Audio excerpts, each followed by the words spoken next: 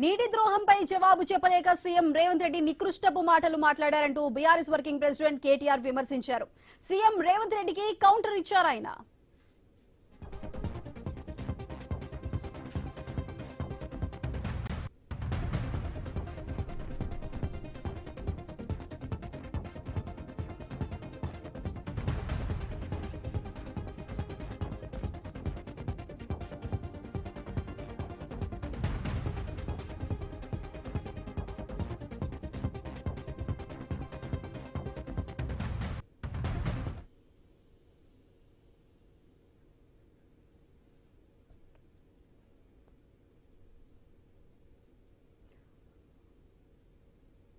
నీటి ద్రోహంపై జవాబు చెప్పలేక సీఎం రేవంత్ రెడ్డి నికృష్టపు మాటలు మాట్లాడుతున్నారంటూ కేటీఆర్ ట్వీట్ చేశారు.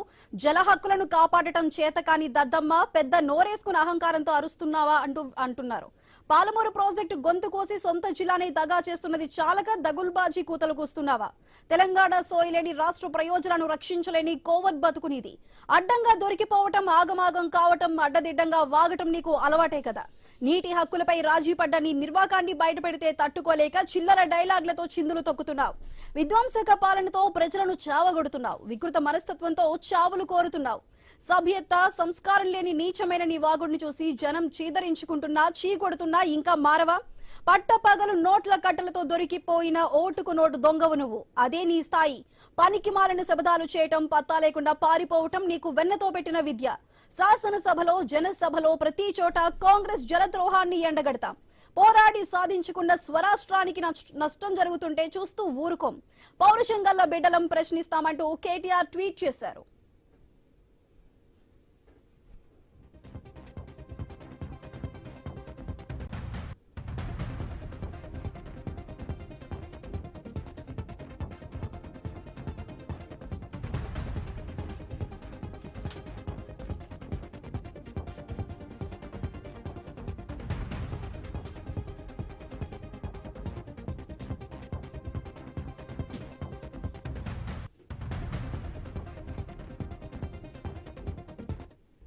నీటి ద్రోహంపై జవాబు చెప్పలేక సీఎం రేవంత్ రెడ్డి నికృష్టపు మాటలు మాట్లాడారంటూ బీఆర్ఎస్ వర్కింగ్ ప్రెసిడెంట్ కేటీఆర్ విమర్శించారు. సీఎం రేవంత్ రెడ్డికి కౌంటర్ ఇచ్చారు ఆయన. ఆత్మగౌరవం లేని ఢిల్లీ బానిసలం కాదు మేము. రైతన్నల హక్కులకు భంగం కలిగితే భగ్గున మండుతాం. తిట్లు బూతులతో డైవర్షన్ డ్రామాలు, తమాషాలు ప్రతిసారి నడవవు. జనమన్నీ గమనిస్తున్నారు. సందర్భం వచ్చినప్పుడు తొక్కి నారతీస్తారు. 2028లో తెలంగాణ ప్రజలు కాంగ్రెస్ పార్టీని బొందు పెట్టడం ఖాయం.